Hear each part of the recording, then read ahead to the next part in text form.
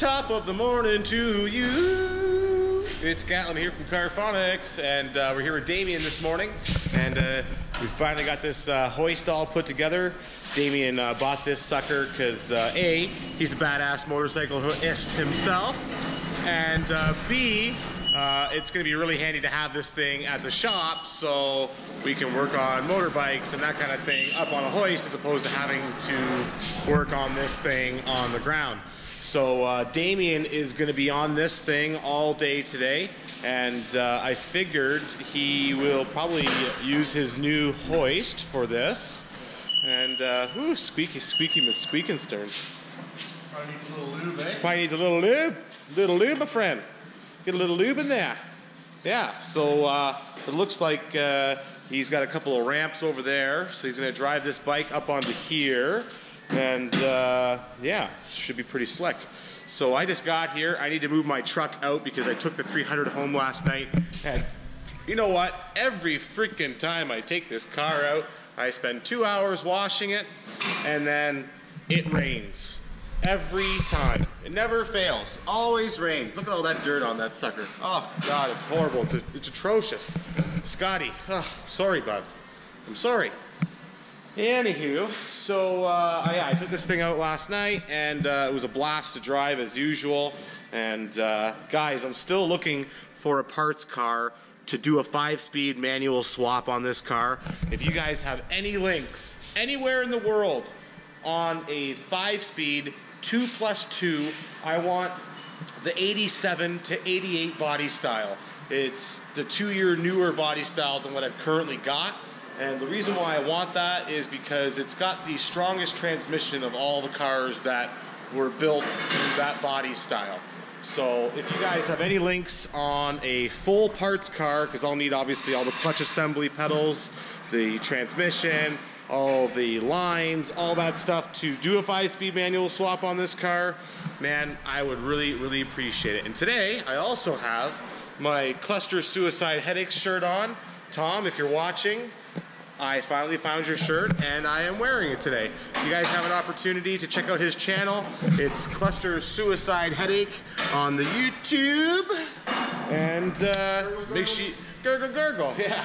Make sure you guys subscribe to his channel. Again, lots of awesome positive videos he has there. Another little update for you. I need to clean my bench. As you guys can see, yesterday was an absolutely crazy day. So I need to clean my bench. But I got some more video gear stuff here too, so I can make better productions of what I'm doing here. You know what I'm saying? I got more batteries. I got another Hero 5. This handlebar kit thing just comes with the Hero 5. I'm not planning on using that, but maybe Damien will. I don't know. And then I got this little set here, which is pretty slick. So basically it comes with like a headband thing, and then a chest thing, and then another like tripod and a suction cup and a bunch of other little accessories and another little handle there. So holy bud, noise up. Noise up, bro. Anyhow, all right guys, so we're gonna get this shop all fucking organized, and I gotta pull this truck out because yeah, it's big, and yeah. So, yeah, you know, I like this truck, but, you know, I really would have preferred a Chevy. You know, I'm a Chevy guy, but when I went to go to Chevrolet for financing, they were like dicking me around on the financing. They're like, oh, let's just search his credit on 13 different banks to find out if we can get him fucking financed or not. And it's like, are you fucking kidding me? And of course, I got approved, but not only after they ruined my credit, right? So I was like, fuck you guys, and I went with a Ford because it was like Ford credit and 0%. So I was like, all right, let's go for a Ford instead. And, you know, nothing like 0% borrowing free money, right? Anywho, all right, guys, I'll catch up with you guys in a little bit.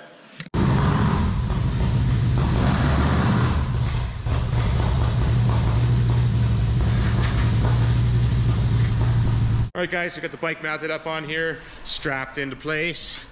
There we go, and things are nice and nice, so let's go ahead, buddy.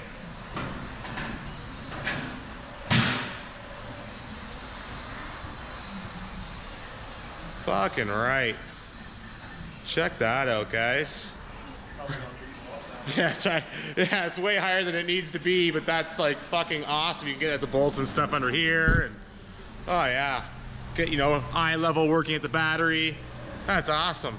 Right on. All right, guys, I got to pull this Jeep in. I'm not sure what's going on with it, but I got to pull it in. So we got this Jeep here, and came in with a no bump. So she's got a sub and amp installed into this thing, and we're gonna take a look at this thing and see what's up.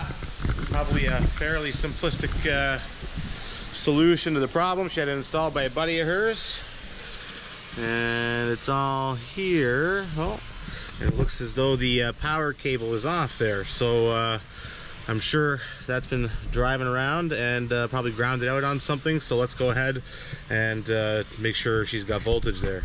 Light here, and I'm gonna go ahead and try to get voltage, and looks as though she's got nothing. So let's go into the hood.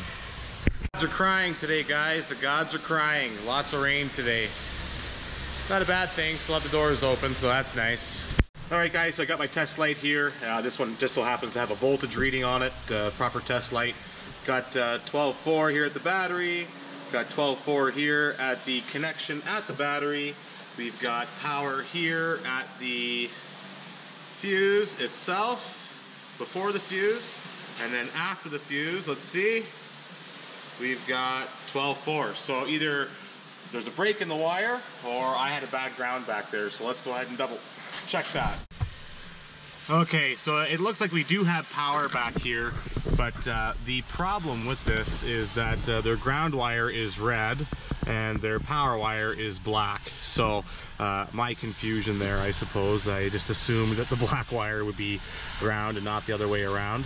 So this is her ground, and we're gonna go ahead and reconnect this and see what happens. So we've got everything reconnected here. As you guys can see, her power wire is been wrapped in black electrical tape, and her ground wire is red. So my confusion there, I suppose. We're gonna go ahead and turn this puppy on and see what happens.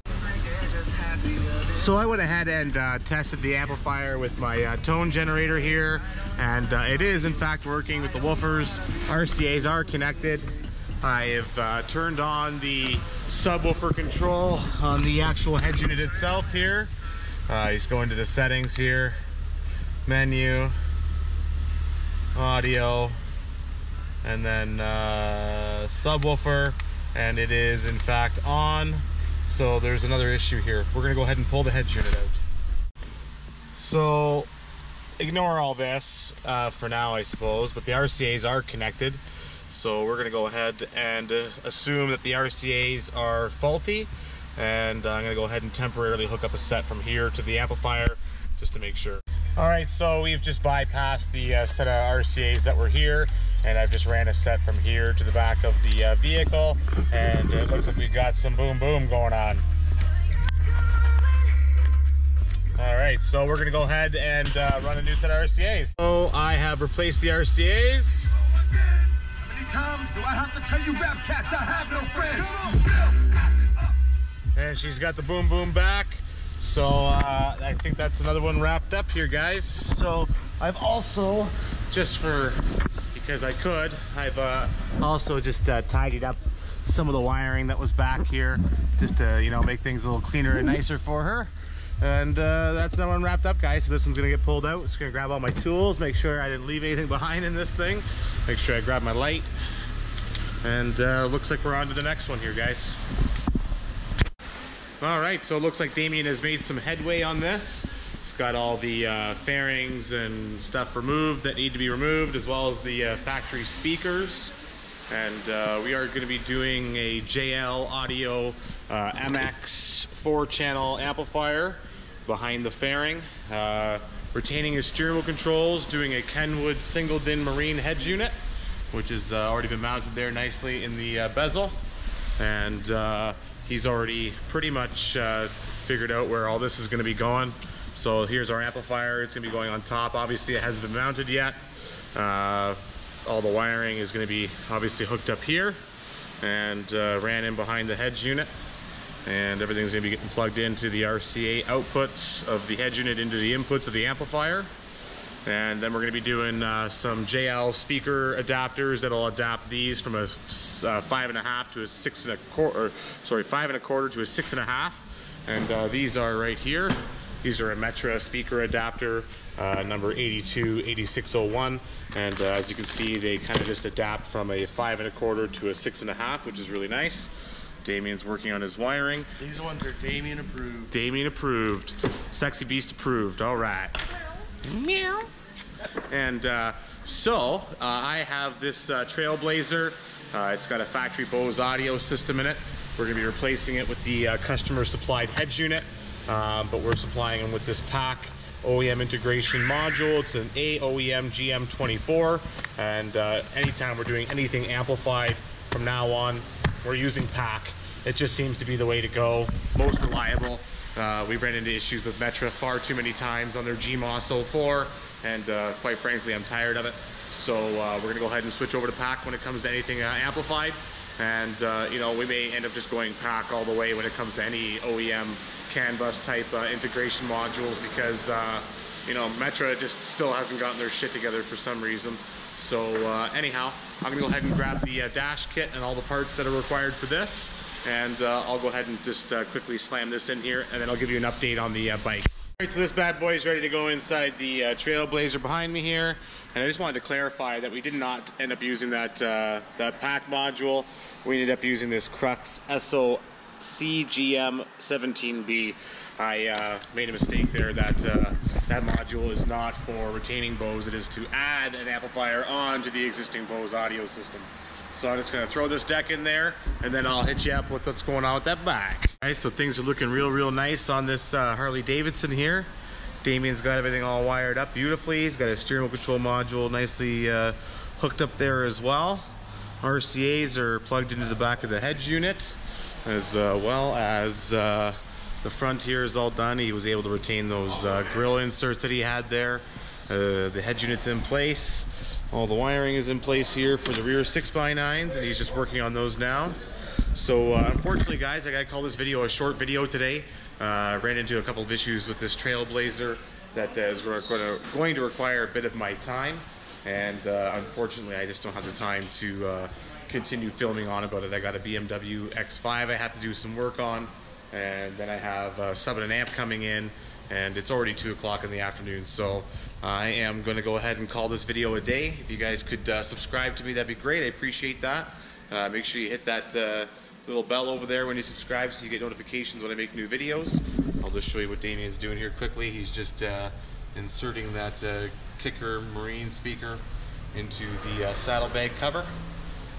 So yeah, don't forget to subscribe, hit that like button, and I'll see you guys tomorrow. Thanks for watching, guys. Take care.